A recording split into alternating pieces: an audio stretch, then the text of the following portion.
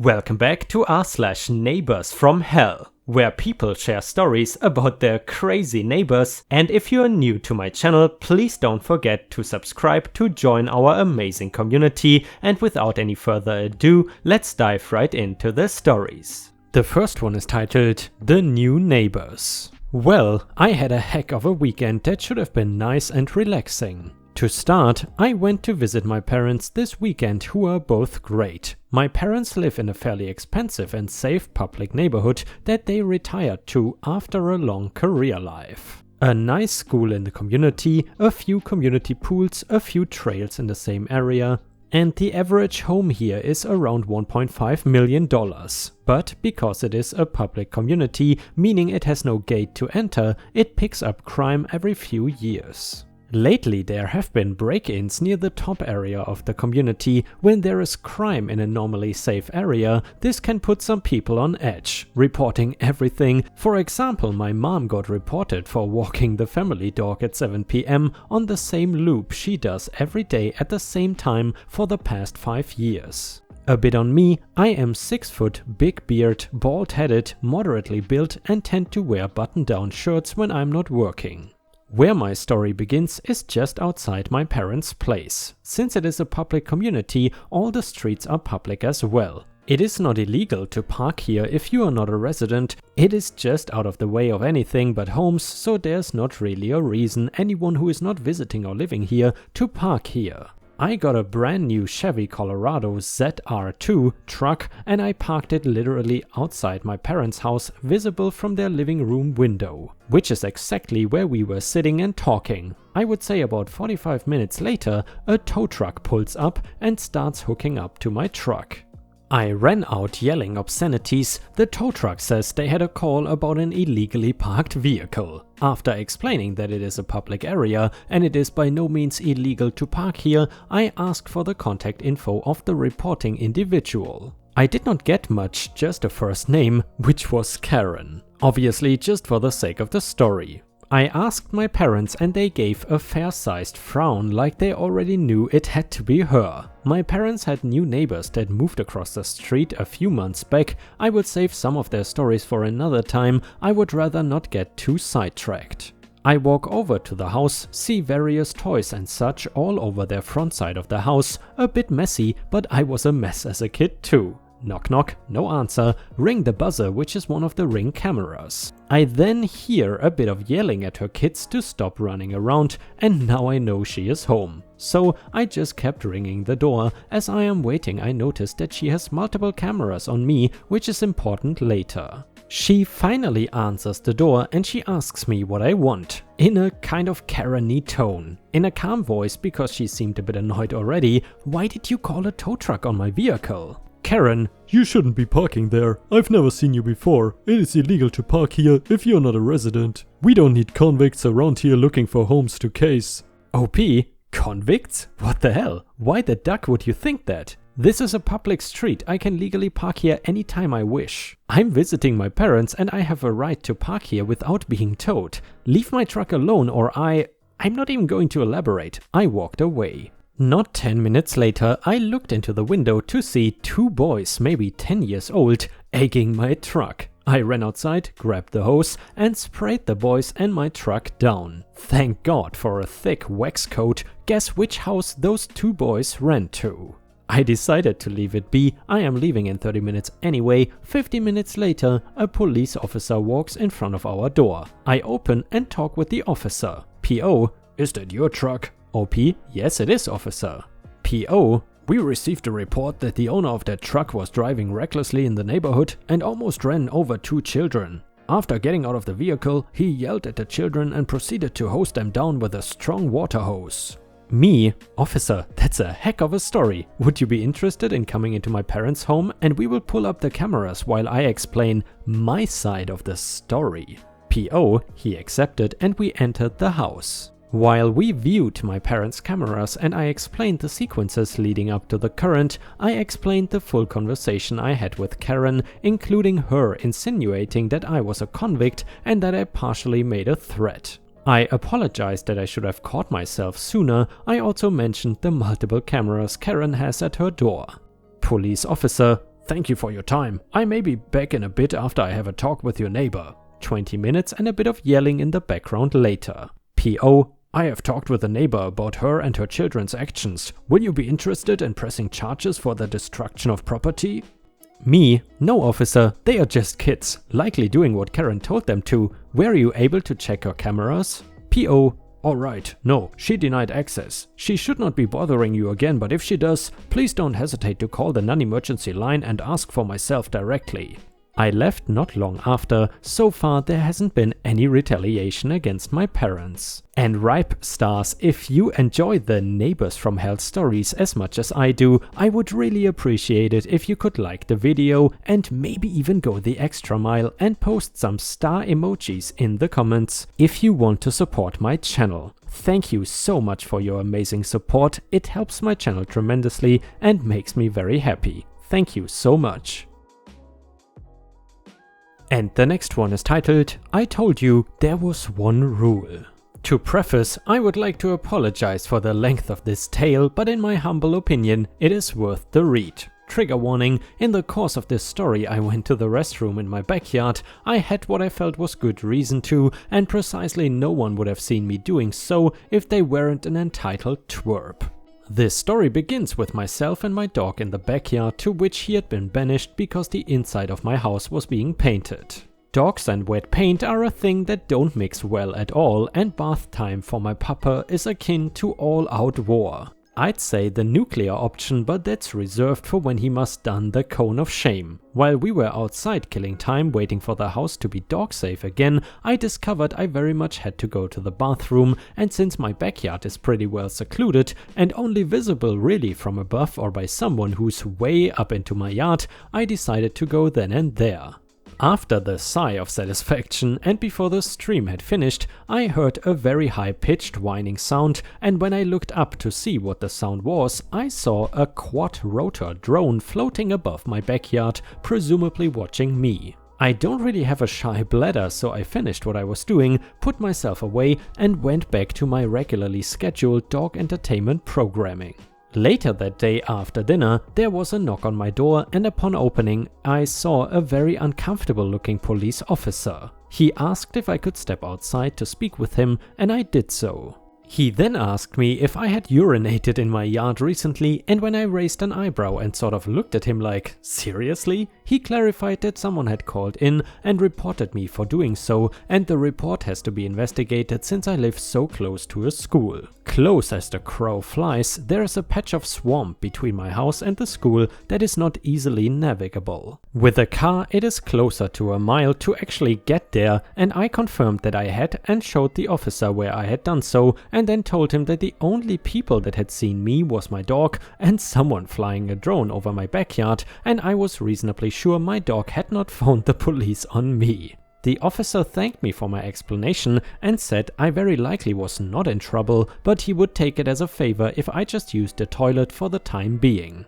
The next day, my dog was in the dog run by himself, sun worshipping while I was working. I had the door open in case he started barking at neighbors or what have you. Suddenly he loses his fiercest war cry and starts making distress noises. I look outside to see what's going on, and there is a quad rotor buzzing around my dog, tormenting my poor animal. I do what anyone should do in that situation and grab my hose, set the nozzle to anti-aircraft, high pressure jet for the uninitiated, and zap the drone with the hose. The drone ceases operation and falls to the ground in my dog run. It had been chewed on a little bit before I reclaimed the thing, but it seemed fine. I took my dog and the drone inside and figured I would hear from someone sooner or later. About an hour later, my doorbell rings and there is a 12 or 13-year-old kid on my steps with a bike helmet on and his bike thrown into my garden. I ask if I can help him and he demands I return his drone. I ask him why I should when all he has done with it, in my experience, is harassing me. He starts foot stomping and throwing a shrieking tantrum my cousin, who is 7, had grown out of throwing many moons ago, demanding I give the drone back now. He actually concluded with, "And that's final." I found that frankly adorable and started laughing. I told him to come back with a parent if he wanted the drone back, because he is not capable of acting like a grown-up for this conversation, and went back into my house. The kid actually tried, and failed, to destroy some of my garden before picking his bike back up and going home.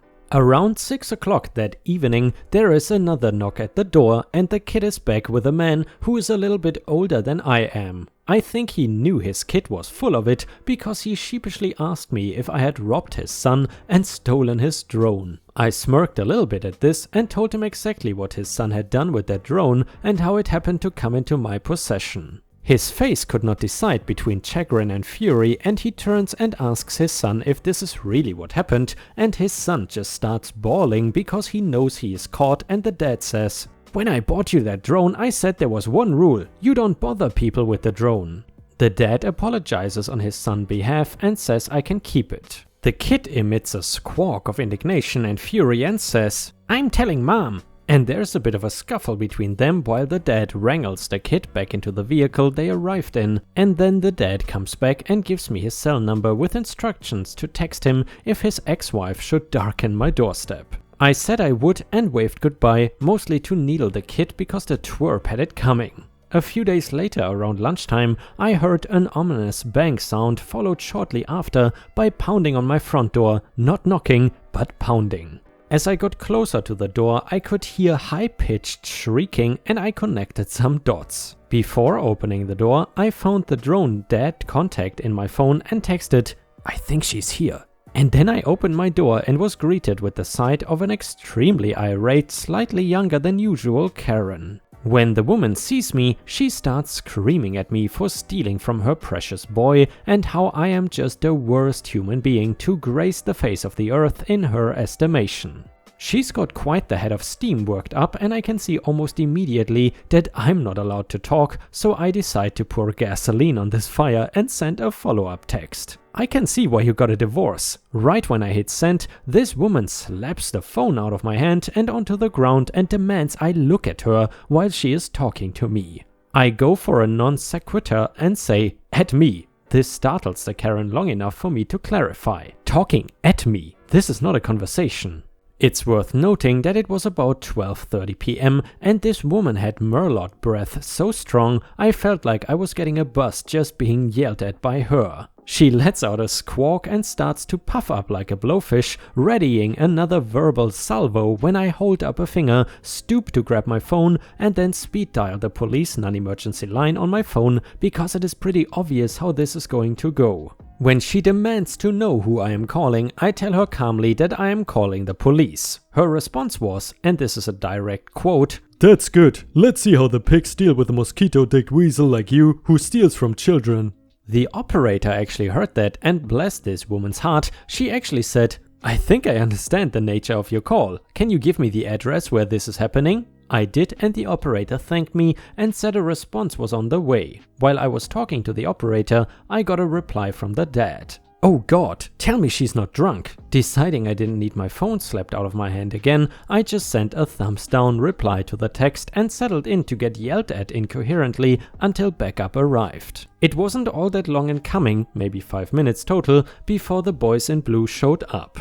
It wasn't until they pulled up that I noticed this woman had missed my driveway and actually winked my mailbox pulling up onto my lawn. The police separated us and I actually wind up talking to the cop who urged me to use the toilet like a civilized human being. I tell my side of the story and then the officer I was talking to goes to assist the other officer who was trying to figure out what Karen was going on about because she is getting steadily more belligerent and violent. She winds up slapping one cop and trying to bite the other before she is restrained and bundled into the back of one of the cruisers. At this point the dad has pulled up and looks completely aghast, but he does confirm my side of the story with the police. The officers thank me and the dad for our time and promise a tow truck is coming for the woman's vehicle, and they put their heads together and do police things. Then the dad leaves to go and do whatever it was he was doing before Karen reared her ugly head. I did get the last laugh though. While the police were filling out forms or whatever it is police do after a horror show like this, I zipped into my house and grabbed the slightly chewed and no longer damp drone.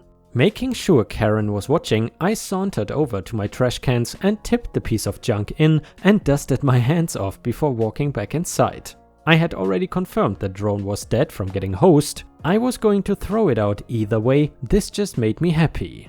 Update. Okay folks, I was planning on posting an update someday when certain details wouldn't have the doxing potential they do now. Also, I am operating under the assumption that I shouldn't be blurting things out related to an active custody case. Unhappily enough, this woman has gone where no Karen has gone before, straight past entitlement and right on into psychology. Folks are going to have a field day examining this woman, hopefully someplace far, far away from me. So, earlier today, I went to the dog park at the same time I usually do. I'm a creature of habit. I take a break from work at this time to go to the dog park for this long grab lunch on my way home and hope my dog got enough exercise for me to be in a phone meeting without guerrilla attention-seeking warfare on the part of my dog. He has ripped a webcam off my desk before and completely derailed a meeting I was in for an entire hour while everyone had a pet show and tell. There is a really large SUV with limo-tinted windows sitting idle in the parking lot, which really is not that strange because the dog's parking lot happens to be a very popular lunch spot with folks who work nearby. So I pitch my dog into the car, even though he can jump up, he just doesn't want to, get all of the dog park accoutrements put where they should go. For example, poop goes on the windshield under a wiper blade, I check my mirrors, nobody's behind me, throw the car in reverse and head for home. I realize pretty quickly that the SUV following uncomfortably close behind me is the same car I noticed and dismissed in the parking lot, and I get that creepy crawly, is this creepy or am I paranoid feeling. I assume it's a coincidence so I don't wind myself into anxiety spiral, but I continue on the mission. I want lunch and my dog will be very upset if he doesn't get his first out of the bag French fry. In between the dog park and my fast food restaurant of choice, there is a rather steep hill with a stoplight. Relevant piece of information, I drive a manual. For those who don't know, making a manual roll forward on a steep hill from a dead stop is not precisely simple. And it is very easy to roll back a foot while putting it in gear. So naturally, while I was distracted trying to figure out what this SUV was doing, I rolled 6 inches back and gave the SUV a love tap because it was that close. And yes, the cars collided. No rational human being would consider that an accident worth bothering the police over. There simply wasn't enough room for my car to speed up to a point where anything more severe than a paint smudge could have happened. We were also in the middle of a busy intersection. My plan was to get off that godforsaken hill and pull over someplace where there is more room to maneuver than a 2-lane road on a steep slope. So I roll forward and look for a spot with enough space for 2 cars to pull over.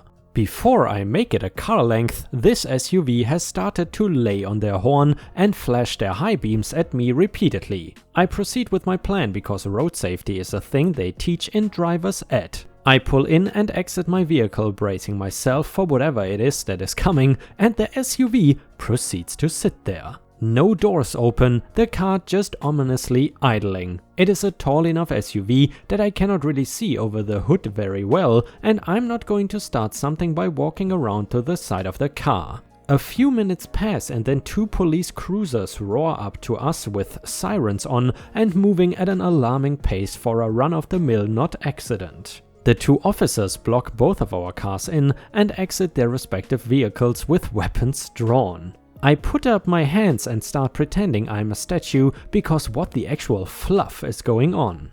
Then I recognize the policeman I had spoken with a couple times a couple weeks ago and he returns the favor, followed shortly after by him putting the gun back in its holster.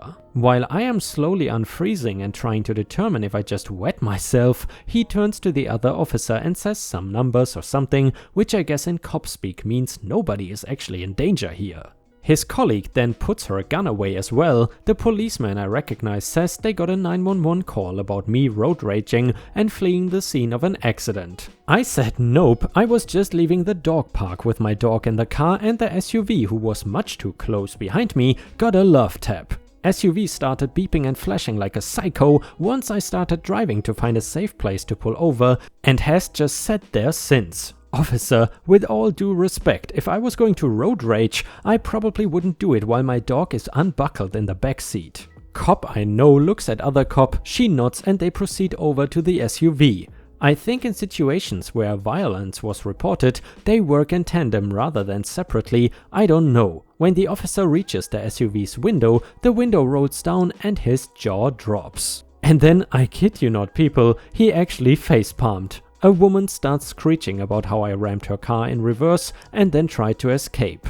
And it takes me a moment because the last time I heard this voice it was slurring pretty badly and she sounded sober now, but it is Karen. The same woman who drunk drove to my house, murdered an innocent mailbox and yelled at me for something her ex-husband did. The officer regains his composure and asks Karen to step out of her vehicle. She says no, she doesn't have to unless she's been charged with a crime. The officer informs her that relates to search, not exiting your vehicle, and she really needs to get out of the vehicle now. Things devolve rapidly from there. In the interest of not making myself dumber by proxy, I will not attempt to relay Karen's discussion with the police, but I will mention the highlight of the conversation. Of course he put the car in reverse and hit me. Cars don't go backwards without being in reverse. If you want to go forward, you just let off the brake. The relevant portion of this discussion is, Karen actually spent money on a private detective to follow me around for 2 days. Lucky sod got the easiest job on the planet.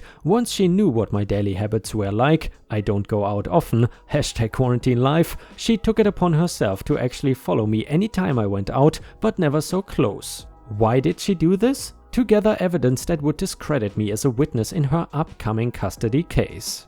I hate to be that guy, but I really cannot provide the conclusion to this saga, as all this just became serious business. I will finish the story when I am able to. Suffice to say, Karen was a very naughty girl and broke just about every bail restriction she had to do what she did and is now remanded to jail awaiting trial on a plethora of charges. Update 2. All charges against Karen have been dropped. She has been remanded to an involuntary stay at a state mental health facility. Still cannot really share the truly crazy bits because doxing, but she does need some time in a nice safe padded room. She's not allowed to actually be in the same room as her kid for fear of his safety, which I have decidedly mixed feelings about.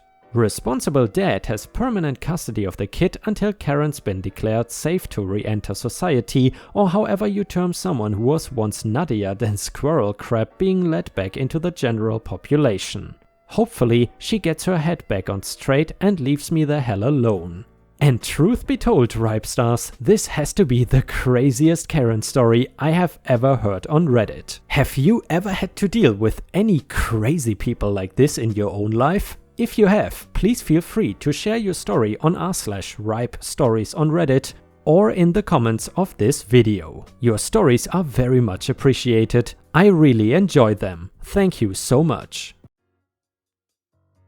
And guys, unfortunately we have already reached the end of the video. However, this is not the end of ripe content for you. I would highly suggest to check out my endless binge watch playlist, which will hopefully soon show up on the left corner of the screen, which will provide you with hundreds if not thousands of hours of ripe content. If you still haven't gotten enough, then please also check out my Patreon at patreon.com/ripeyoutube for more than 50 exclusive Reddit videos that you will only find on there. Furthermore, if you want to share your own story with our community, then please head on over to r/ripestories on Reddit, where you can share your own stories and there is a good chance that I might read it in a video. Thank you so much for your daily support and I hope to see you again tomorrow.